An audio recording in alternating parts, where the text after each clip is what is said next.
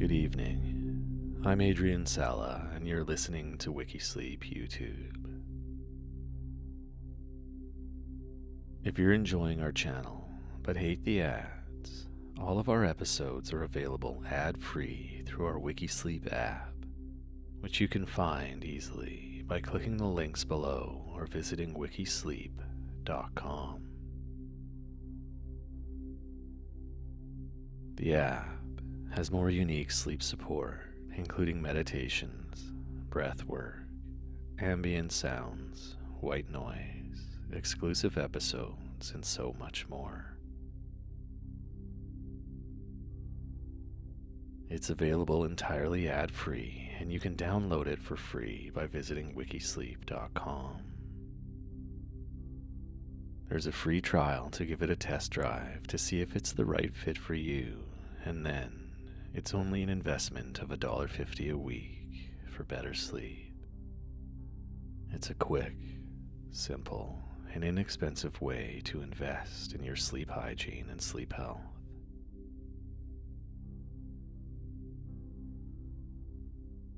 As we begin, I recommend taking a moment to get comfortable.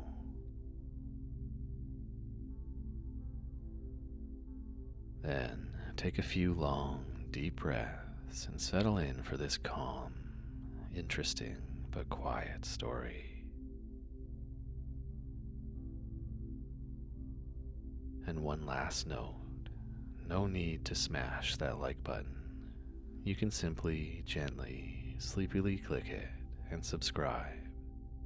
And don't forget while you're doing that to add notifications as well so you never miss an episode. Thank you, and I wish you a happy, restful sleep in whatever way works best for you.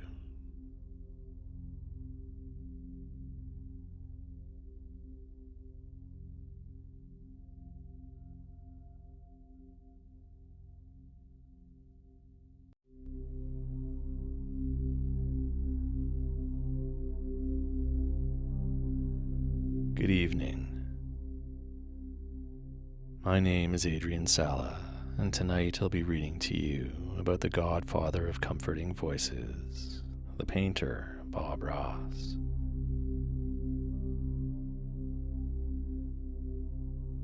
Ross's calm, quiet manner helped bring him an international audience that loved to watch his process while embracing his philosophies and insights and happy little accidents along the way.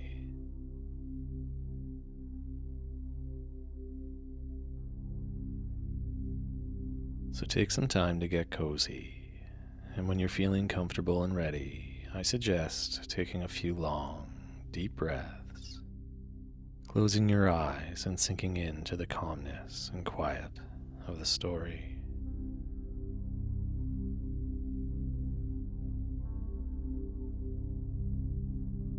And remember, if you do start to fall asleep, don't fight it. Simply breathe it in and let yourself drift off.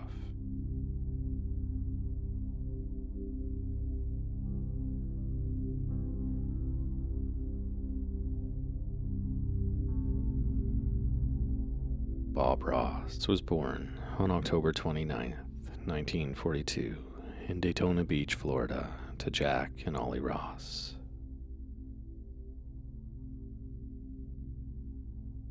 His father was a carpenter, and his mother worked at a restaurant.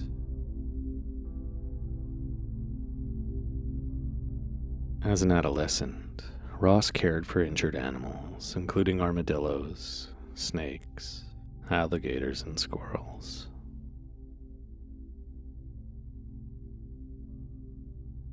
He dropped out of high school in the 9th grade.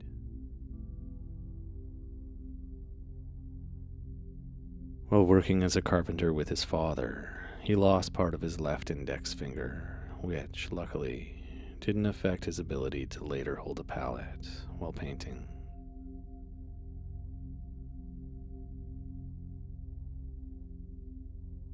In 1961, at 18 years old, he enlisted in the United States Air Force and was put into service as a medical records technician. He rose to the rank of Master Sergeant and served as the first sergeant of the clinic at Ilsen Air Force Base in Alaska.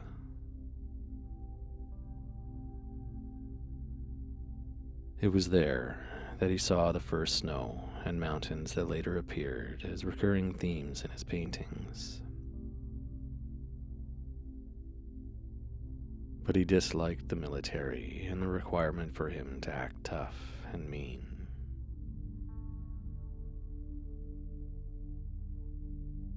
He said the military wanted me to be the guy who makes you scrub the latrine, the guy who makes you make your bed, the guy who screams at you for being late for work.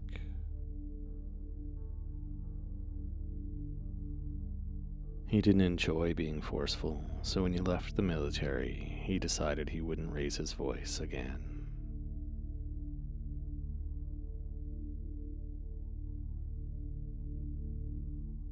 Ross developed an interest in painting after attending an art class at the Anchorage USO Club. But he frequently found himself at odds with many of his painting instructors who were more interested in abstract painting. He said, "They'd tell you what makes a tree, but they wouldn't tell you how to paint a tree."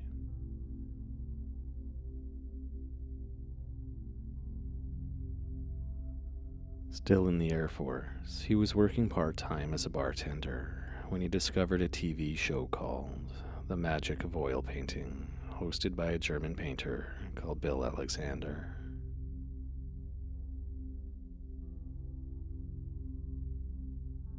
Alexander used a 16th century painting style called alla prima, Italian for first attempt, also widely known as wet on wet, that allowed him to create a painting within 30 minutes. Ross studied and mastered the technique, then began painting and successfully selling Alaskan landscapes that he would paint on novelty gold mining pans.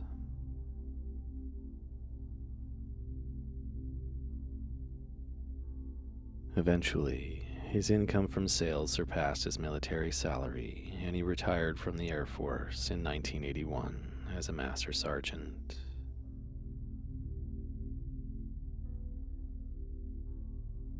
He returned to Florida, studied more painting with Alexander, joined his magic art supplies company, and became a traveling salesman and tutor.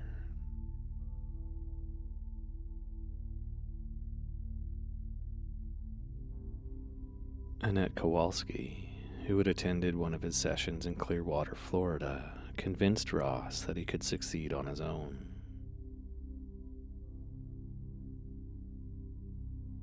She, along with Ross and his wife, pooled their savings to create his company, which struggled at first.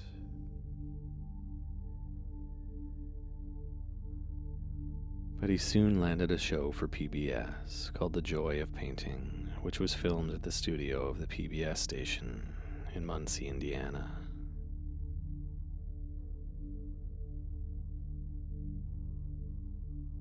Through this show, Ross became known for his permed hair. He ultimately disliked the hairstyle, but kept it since he had integrated it into the company logo and it became a trademark look for him.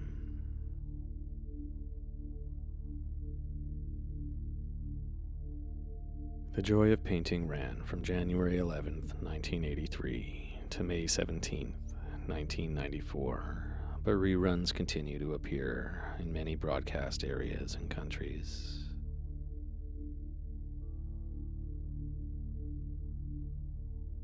In the United Kingdom, the BBC reran episodes during the COVID-19 pandemic, while most viewers were in lockdown at home.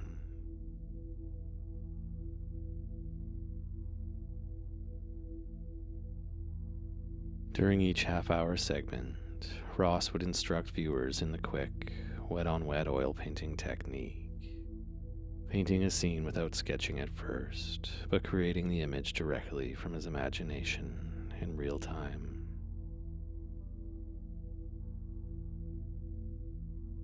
He explained his limited paint palette, deconstructing the process into simple steps.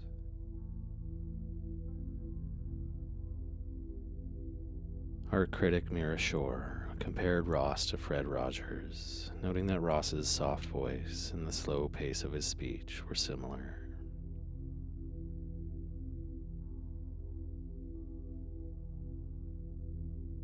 With help from Annette and Walt Kowalski, Ross used his television show to promote a line of art supplies and class recordings, building what would become a $15 million business called Bob Ross, Inc.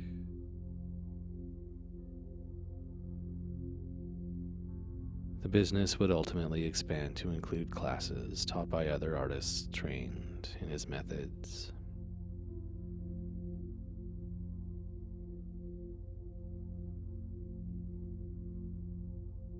In his adulthood, Ross's interest in wildlife continued. He often filmed squirrels, usually in his garden, and would often take in abandoned or injured animals.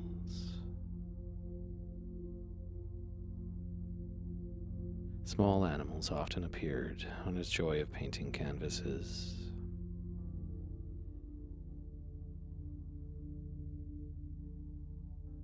It is estimated that Ross painted nearly 30,000 paintings in his lifetime, double that of Pablo Picasso, and more than a full order of magnitude higher than most other famous artists.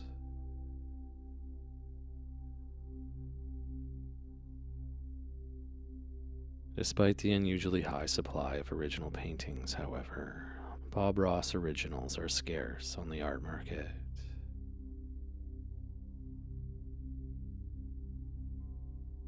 Sales of the paintings average in the thousands of dollars, frequently topping $10,000.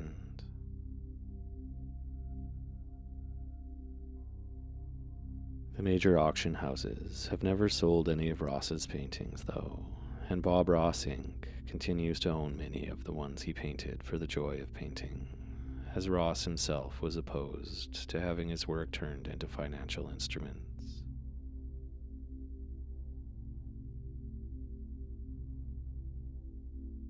In contrast to more traditionally famous artists, Ross's work, described by an art appraisal service as a cross between fine art and entertainment memorabilia, is most sought after by fans of the joy of painting as opposed to wealthy collectors.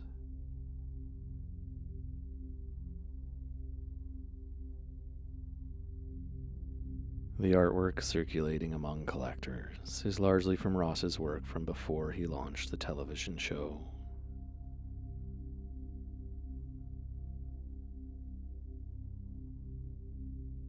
His practice during the program was to use the wet-on-wet oil painting technique, painting over a thin base layer of wet paint.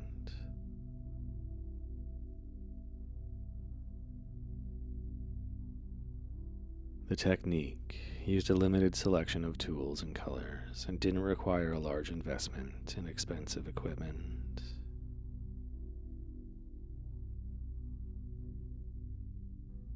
Combining the wet painting method with the use of large 1 and 2 inch brushes, as well as painting knives, allowed the painter to quickly complete a landscape scene. He painted 3 versions of almost every painting featured on the show. The first was painted prior to taping and sat on an easel off camera during filming, where Ross used it as a reference to create the second copy, which viewers actually watched him paint.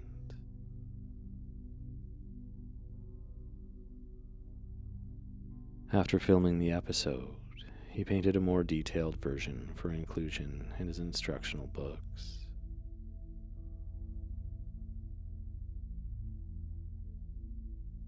The versions were each earmarked on the side or back of the canvas, with Kowalski for the initial version, TV for the version painted during the show, and book for the book version.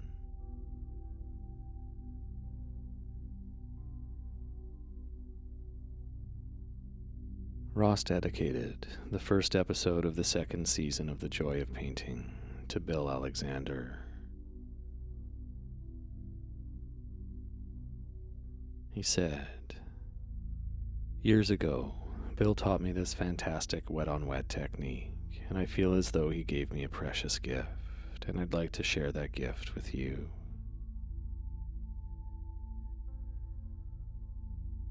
However, as Ross's popularity grew, his relationship with Alexander became increasingly strained.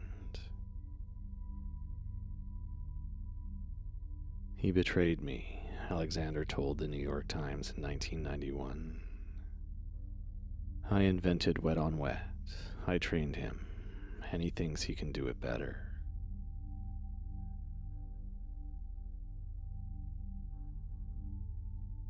Art historians have pointed out that the wet-on-wet technique actually originated in Flanders during the 15th century and was used by Frans Hals, Diego Velázquez,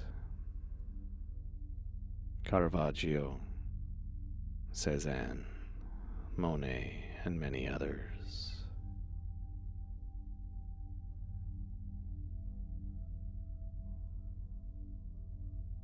Ross was well known for phrases he tended to repeat while painting, such as, "Let's add some happy little trees."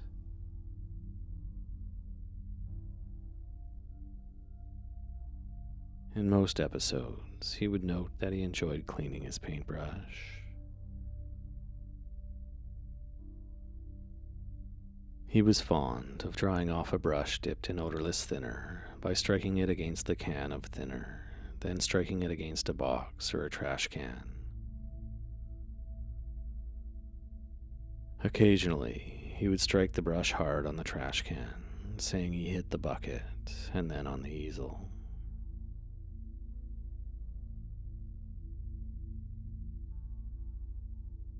He would smile and often laugh aloud as he said, "To beat the devil out of it."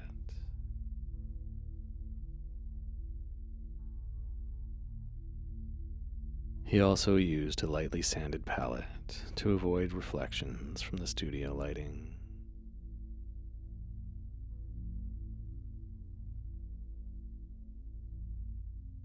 Ross wore jeans and a button-down t-shirt, which he believed would be a timeless look, and spoke as if addressing one viewer.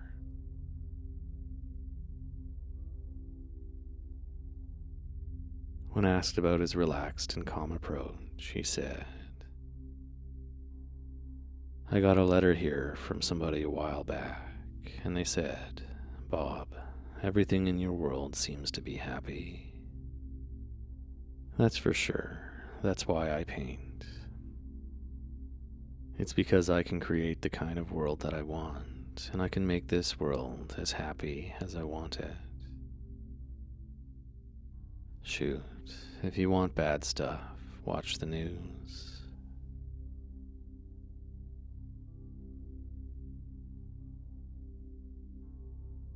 He repeatedly said everyone had inherent artistic talent and could become an accomplished artist given the time, practice, and encouragement.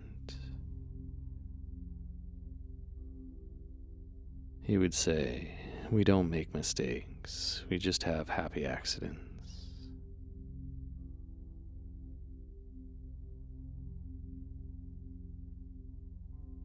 In 2014, the blog 538 analyzed 381 episodes in which Ross painted live.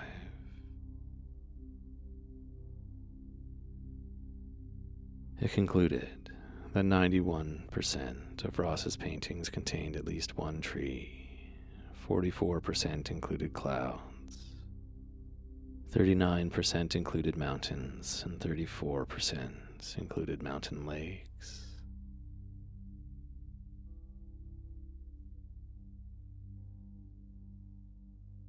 His work rarely contained human subjects or signs of human life.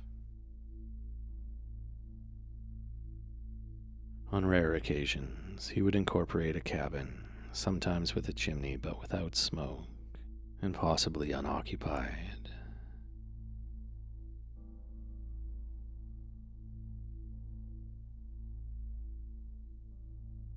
Ross was fond of country music, and in 1987 was invited on stage by Hank Snow at the Grand Ole Opry in Nashville, Tennessee. The audience gave him a huge ovation, and he was slightly nervous at first, but felt better after cracking a joke to the crowd. Snow was later given a private painting lesson by Ross.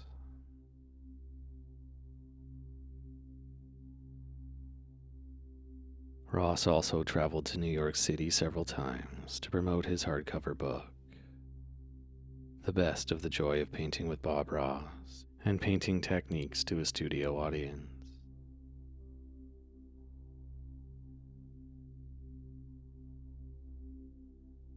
On one visit in 1989, he appeared on the Joan Rivers Show.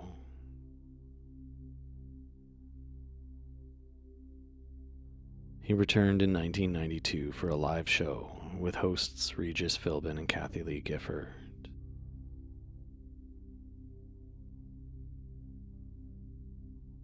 In 1994, he appeared on The Phil Donahue Show and took 5 audience members on stage to do a painting. Donahue also did a painting during that episode.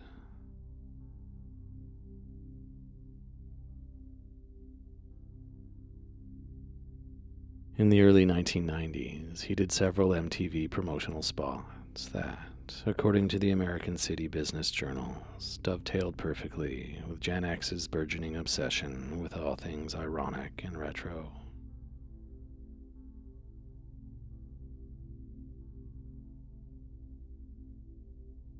Ross had one son, Steve, with his first wife, Vivian Ridge.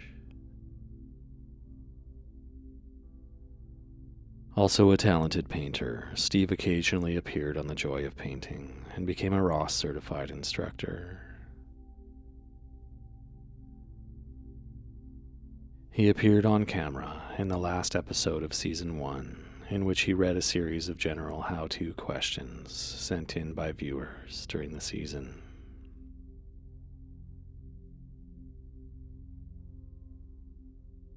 His father answered them one at a time, technique by technique, until he completed an entire painting.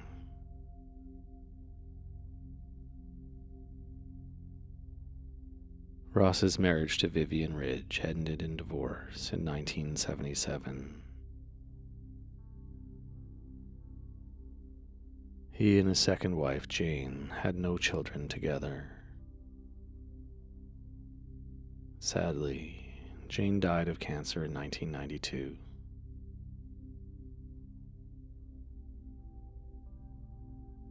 Ross was married for a third time to Linda Brown, 2 months before his own death.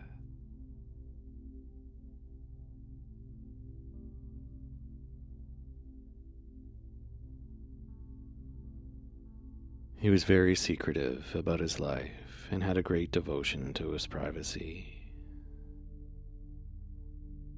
Some of only a few interviews with his close-knit circle of friends and family can be found in the 2011 PBS documentary, Bob Ross, The Happy Painter.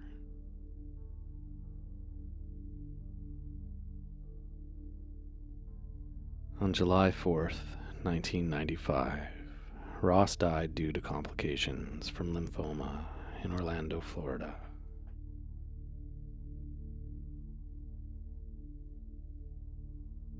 He had kept his diagnosis a secret from the general public, and his lymphoma was not known outside of his circle of family and friends until after his death.